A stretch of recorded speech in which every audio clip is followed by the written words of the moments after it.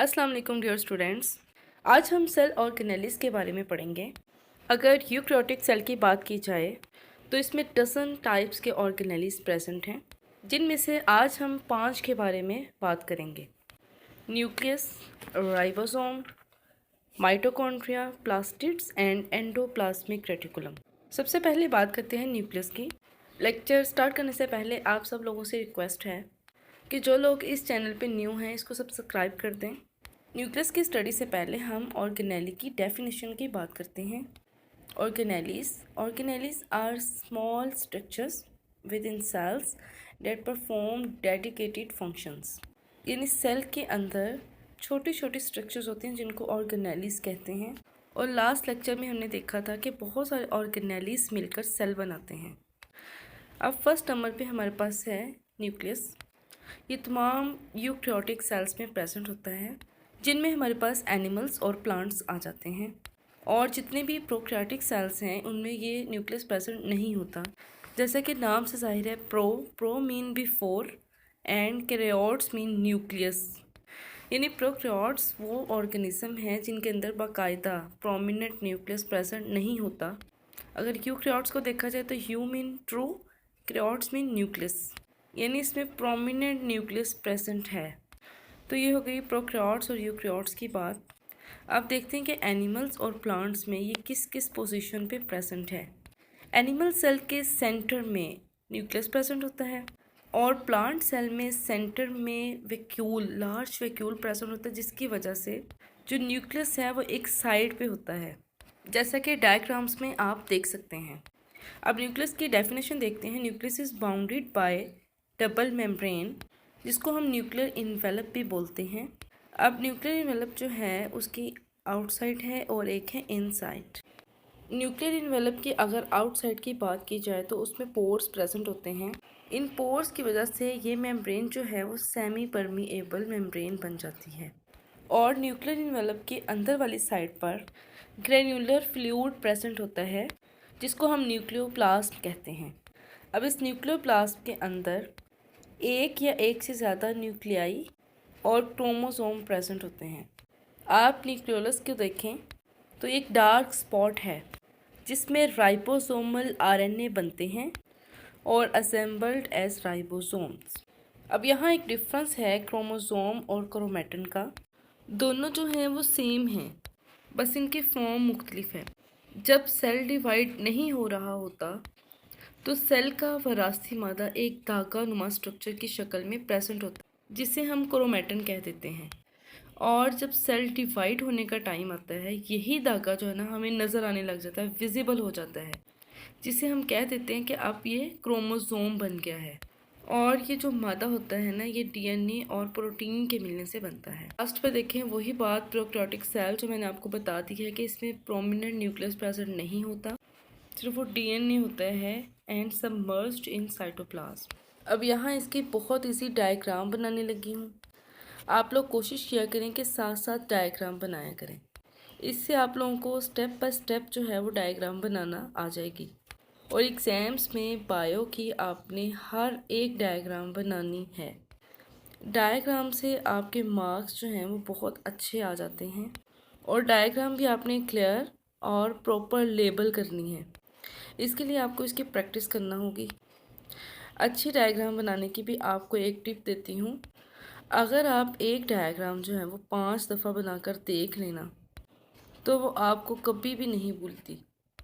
आप उसे जल्दी जल्दी से इजीली ड्रा कर सकते हैं। इसलिए ये आपने ज़रूर करके देखना है, ताकि आप लोगों की डायग्राम्स जो हैं वो अच्छी हो जाएं और एग्ज़ाम्स में भी अच्छे अच्छे मार्क्स आ सकें। अब ये सबसे पहले ये मैं बना रही हूँ न्यूक्लियर पोर्स। ये जो जगह छोड़ी हुई है न्यूक्लियर पोर्स हैं। न्यूक्लियर इन्वेलप चूँकि डबल मेम्ब्रेन होती है, इसलिए ये मैंने डबल इसे शो किया है। अब यहीं से हम जो है ना वो रफ एंडोप्लाज्मिक रेटिकुलम बनाएंगे, क्योंकि जो एंडोप्लाज्मिक रेटिकुलम है ये न्यूक्लियर मेम्ब्रेन और सेल मेम्ब्रेन के दरमियान में प्रेजेंट होता है। इसकी मज़ीद डिटेल इसी लेक्चर में आपको बताती हूँ। अभी ये न्यूक्लियस के साथ इसलिए बनाया है क्योंकि इसकी मेम्ब्रेन के साथ ये अटैच होते हैं। फिर न्यूक्लियोलस है, ये क्रोमेटिन मटेरियल है, ये धागानुमा स्ट्रक्चर है क्योंकि अभी सेल डिवाइड नहीं हो रहा, इसलिए हमें ये इस तरह धागे नज़र आएंगे, इनको हम क्रोमेटिन कहेंगे। अगर यही सेल डिवाइड हो रहा होता तो यही धागे जो हैं तो ये हमें प्रोमिनेंट नज़र आते, तो हम इन्हें कहेंगे क्रोमोसोम। बस ये सिंपल सी डायग्राम है। फिर हमने ये जो डॉट लगाए हैं ये राइबोसोम्स हैं, ये आपने पेपर में लाजमी बनानी है। अब इसकी लेबलिंग करते हैं। सबसे पहले ये देखिए न्यूक्लियर पोर्ट्स हैं, फिर क्रोमेटिन है, क्रोमेटिन के आगे जो एरो लगा के इसको क्रोमोसोम लिखा है और आगे कंडीशन लिखी है ड्यूरिंग सेल डिवीजन। फिर हमारे पास है ये रफ एंडोप्लाज्मिक रेटिकुलम, क्योंकि उसके ऊपर राइबोसोम्स प्रेजेंट हैं।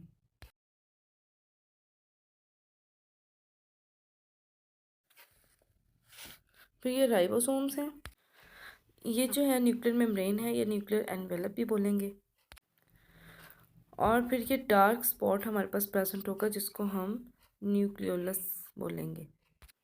ये इसकी बहुत इजी डायग्राम है, आप इसकी प्रैक्टिस ज़रूर करें। फिर नेक्स्ट एक डिफरेंस है, difference between nucleus and nucleolus. Nucleus में मैसेंजर आरएनए बनेगी और न्यूक्लियोलस में हमारे पास राइबोसोमल आरएनए बनेगी। ये बातें आपने याद रखनी है, क्योंकि हम मोस्टली यही कहते हैं कि न्यूक्लियस के अंदर जो है ना वो राइबोसोम्स बनते हैं। अब हम देखेंगे यहाँ पर राइबोसोम्स और एंडोप्लाज्मिक रेटिकुलम को। राइबोसोम्स राइबो न्यूक्लियोप्रोटीन पार्टिकल्स हैं और इन्हें आरएनपीज भी कहते हैं। ये प्रोकैरियोट्स एंड यूकैरियोट्स दोनों सेल्स में प्रेजेंट हैं। 1953 में रोबिन्सन एंड ब्राउन ने इसे एनिमल सेल्स में डिस्कवर किया और फिर 1955 में पैलेट ने इनको प्लांट सेल्स में डिस्कवर किया। अब ये हैं क्या, ये टाइनी ग्रेन्यूलर स्ट्रक्चर्स हैं। ये देखें ऐसे ग्रेन्स की तरह ये प्रेजेंट होंगे। अब ये क्या होता है कि एंडोप्लाज्मिक रेटिकुलम में भी प्रेजेंट होते हैं। अब अगर एंडोप्लाज्मिक रेटिकुलम की बात की जाए तो इसके नाम में ही इसकी डेफिनेशन है। Endo mean inside, plasmic mean plasma या साइटोप्लाज्म के अंदर, और रेटिकुलम मीन नेटवर्क, यानी network of membrane that is present inside cytoplasm. अब ये नेटवर्क जो होता है ना वो टू टाइप्स का होता है। एक को हम कह देते हैं रफ एंडोप्लाज्मिक रेटिकुलम और एक को हम स्मूथ एंडोप्लाज्मिक रेटिकुलम। अब रफ देखें, नाम से जाहिर है रफ होना, रफ अपीयरेंस। इसमें क्या होता है कि इस नेटवर्क के ऊपर हमारे पास राइबोसोम्स प्रेजेंट होते हैं, जिस वजह से ये रफ रफ नज़र आता है। और स्मूथ में देखें ये प्रेजेंट नहीं होते राइबोसोम्स। अब सेकंड डिफरेंस ये है कि फाउंड नियर साइटोप्लाज्म और स्मूथ जो है वो found near the cell membrane. अब ये जो रफ एंडोप्लाज्मिक रेटिकुलम है ना, ये न्यूक्लियर मेम्ब्रेन से ओरिजिनेट करता है। जब मैंने न्यूक्लियस की डेफिनेशन बनाई तो मैंने वहाँ से ओरिजिनेट करके आपको दिखाया भी था। और जो रफ एंडोप्लाज्मिक रेटिकुलम है ना, इससे फिर हमारे पास स्मूथ एंडोप्लाज्मिक रेटिकुलम बनता है। रफ एंडोप्लाज्मिक रेटिकुलम जो है ये फ्लैट स्ट्रक्चर होता है, जिसको हम सिस्टर्नी बोल देते हैं। और जो है स्मूथ एंडोप्लाज्मिक रेटिकुलम ये ट्यूब्यूलर स्ट्रक्चर होता है, ट्यूब्स की तरह प्रेजेंट होता है। अब मेन फंक्शन भी दोनों के डिफरेंट है। रफ एंडोप्लाज्मिक रेटिकुलम पे चूंकि राइबोसोम्स प्रेजेंट होते हैं इसलिए ये प्रोटीन सिंथेसिस करेगा। और जो स्मूथ एंडोप्लाज्मिक रेटिकुलम है इसके 3 फंक्शंस होंगे। एक तो ये लिपिड सिंथेसिस करेगा और ट्रांसपोर्ट मटेरियल्स, और थर्ड है कि डिटॉक्सिफाई हार्मफुल केमिकल्स। अब राइबोसोम की मज़ीद डिटेल देखें। सबसे पहला पॉइंट ये है कि इसके गिर्द कोई मेम्ब्रेन नहीं होती, जस्ट लाइक ए डॉट, जैसे अब एक डॉट बना दें। फिर इसमें राइबोसोमल आरएनए और प्रोटीन की इक्वल अमाउंट प्रेजेंट होती है और present throughout the cell, यानी पूरे सेल में प्रेजेंट है। और इसके पास 2 सब यूनिट होते हैं और जब कोई वर्क नहीं कर रहे होते तो ये दोनों सब यूनिट अलग-अलग होते हैं, और जब इन्होंने वर्किंग करनी होती है तो ये मैसेंजर आरएनए और मैग्नीशियम आयंस के साथ अटैच हो जाता है। ऐसे आपने ये देखें लार्ज सब यूनिट बना देना है और एक है इसका स्मॉल सब यूनिट। और जैसा कि हम जानते हैं कि ये राइबोसोमल आरएनए और प्रोटीन से मिलकर बना है, इसलिए हम इन्हें राइबो न्यूक्लियोप्रोटीन पार्टिकल्स और आरएनपीज भी बोलते हैं।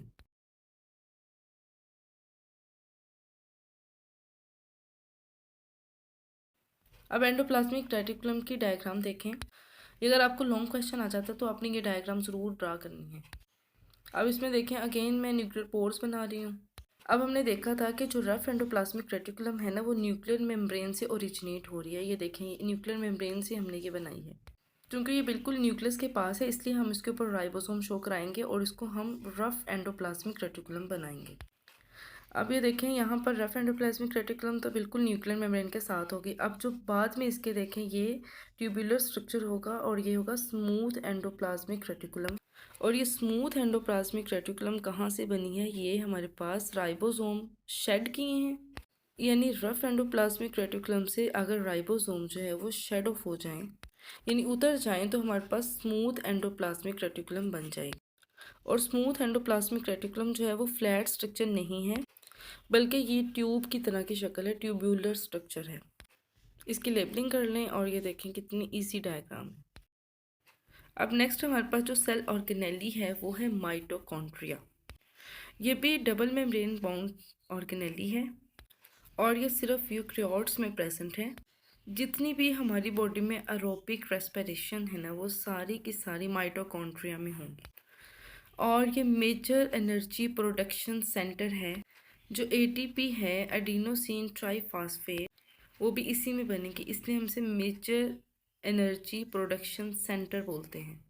अब हम जानते हैं कि ये डबल मेम्ब्रेन है, तो इसकी आउटर मेम्ब्रेन होगी और एक होगी इनर मेम्ब्रेन।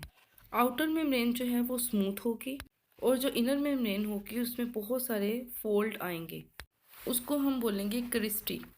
और इन फोल्डिंग और टर्न्स की वजह से इसका सरफेस एरिया भी ज़्यादा होता है और बहुत सारे रिएक्शन भी इसी के अंदर होते हैं। अब माइटोकॉन्ड्रिया की सबसे इम्पोर्टेंट बात कि इसके पास अपना जो है वो डीएनए प्रेजेंट है और अपने ही राइबोसोम है, यानी सारी मशीनरी तो इसके अपने पास है।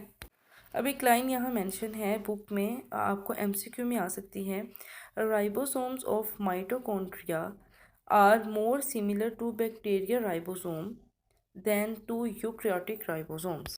यानी माइटोकॉन्ड्रिया के जो राइबोसोम्स हैं ना, वो बैक्टीरिया राइबोसोम से ज़्यादा मिलते हैं, ज़्यादा सिमिलर हैं बनिस्बत यूकैरियोटिक राइबोसोम्स। अब डायग्राम देखें, जो आउटर लेयर है वो तो स्मूथ थी, उसको हमने राउंड सा बना दिया। अब इनर में देखें ये इनफोल्डिंग है और देखिए इसने कितना एरिया जो है वो कवर किया है। अब ये पार्टिकल हैं नोब लाइक स्ट्रक्चर इन्हें बोलते हैं। इन्हें F1 पार्टिकल्स भी कहते हैं और एटीपी सिंथेसिस पार्टिकल्स भी बोलते हैं। अब हमें पता है कि इसके पास अपना जो है वो डीएनए है, इसलिए इसको सर्कुलर डीएनए ये मैंने शो किया है यहाँ पर। इसके फास्फोलिपिड ग्रेन्यूल्स हैं और देखें आउटर मेम्ब्रेन, फिर इनर मेम्ब्रेन, इनर मेम्ब्रेन को हम क्रिस्टी भी बोल देंगे। ये है सर्कुलर डीएनए जिसे हम माइटोकॉन्ड्रियल डीएनए भी कहते हैं। ये है इसका मैट्रिक्स। इस डायग्राम को भी आप तकरीबन 5 दफ़ा जो है ना वो बनाकर देखें, बहुत अच्छी प्रैक्टिस हो जाएगी। अब लास्ट पे हमारे पास है प्लास्टिड्स।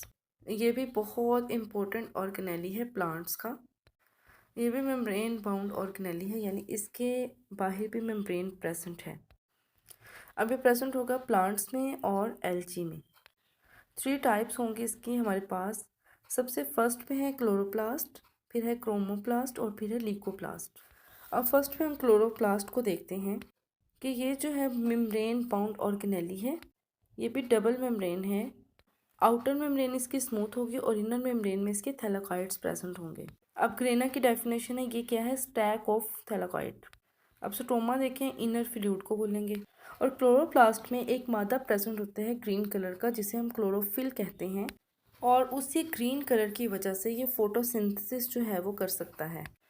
अब क्रोमोप्लास्ट देखें, ये हमारे पास एक कलरफुल पिगमेंट्स हैं।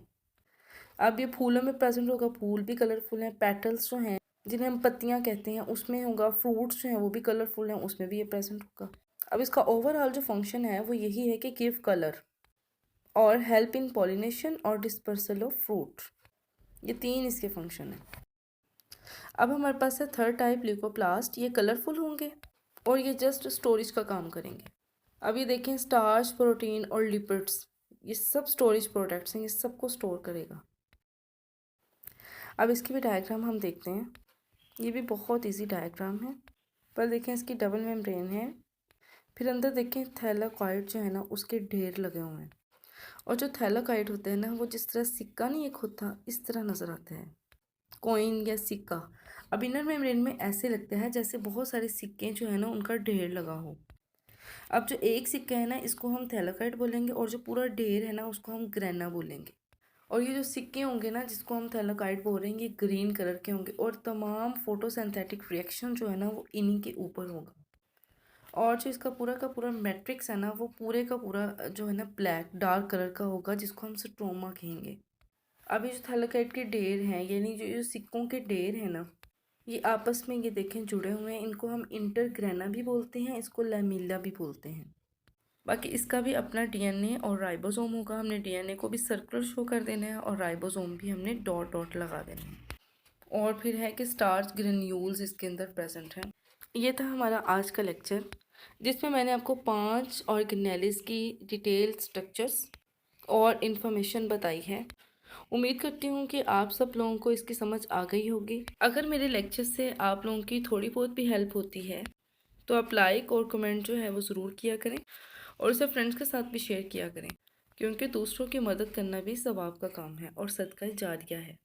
और जिन लोगों ने अभी तक इस चैनल को सब्सक्राइब नहीं किया तो प्लीज़ वो इसको सब्सक्राइब कर दें, बेल आइकन को भी प्रेस कर दें, ताकि बहुत इन्फॉर्मेटिव और नहायत आसान वीडियोस जो हैं वो आपको टाइम पे मिल जाएं।